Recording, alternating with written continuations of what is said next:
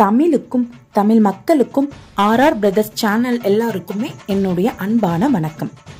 60 வருஷத்துக்கு முன்னாடி 8 வயசு சிறுமி அம்மனாக மாறிய கதை உங்களுக்கு தெரியுமா? 1956ஆம் ஆண்டு லலிதா அப்படிங்கிற ஒரு 8 வயசு சிறுமி காரைக்குடி பக்கத்துல இருக்கக்கூடிய மீனாட்சிபுரம் என்கிற ஊருக்கு தான் உடல் முழுவதும் அம்மையோட வந்திருக்கா. நான் சமயபுரத்துல இருந்து வந்திருக்கேன் அப்படின்னு அந்த ஊர் மக்கள்கிட்ட சொல்லியிருக்கா. சிறுமி சொன்ன வார்த்தைகள் எல்லாம் அருள் வாக்கா இருந்து பல அற்புதங்களை நிகழ்த்திக்கிட்டு இருக்கு. அந்த சிறுமியின் உடம்பில் இருக்கக்கூடிய அம்மைகள் எல்லாம் முத்து போல வளர ஆரம்பிச்சிருச்சு. இத பார்த்து நிறைய பேர் கிண்டல் பண்ண ஆரம்பிச்சிட்டாங்க. ஒரு நாள் தன்னை கிண்டல் பண்ண வர பார்த்து, உங்க வீட்டு கிண்ண தொட்டியில தக்காளி செடி இருக்கு, அதுல தக்காளி பழம் பழுத்திருக்கு, அதை கொண்டு வா அப்படின்னு சொல்லியிருக்கா.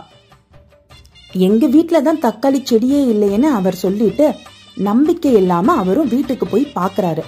அவருக்கு நம்பவே முடியல. அவர் வீட்டுல கிண்ண தொட்டியில புதுசா ஒரு தக்காளி செடி முளைச்சி அதுல ஒரு தக்காளி பழமும் இருந்துச்சு. அத உடனே பறிச்சுட்டு வந்து அந்த தெய்வ சிறுமியிடம் கொடுத்து ஆசீர்வாதம் வாங்கியிருக்காரு.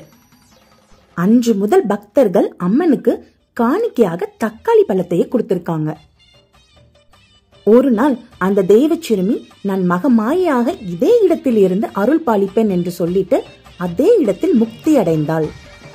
அந்த தெய்வ சிறுமிதான் முத்து மாரியாக கருதி மக்கள் வழிபடுகின்றனர். இந்த வீடியோ உங்களுக்கு பிடிச்சிருந்தா லைக் பண்ணுங்க. சேனல் இது வரைக்கும் பார்க்கலன்னா சப்ஸ்கிரைப் பண்ணாதவங்க நம்ம ஆர்ஆர் பிரதர்ஸ் சேனலை சப்ஸ்கிரைப் பண்ணிருங்க. பக்கத்தில் இருக்க பெல் ஐக்கானையும் பிரஸ் பண்ணிக்கோங்க. நெக்ஸ்ட் ஒரு வீடியோல மீட் பண்றேன்.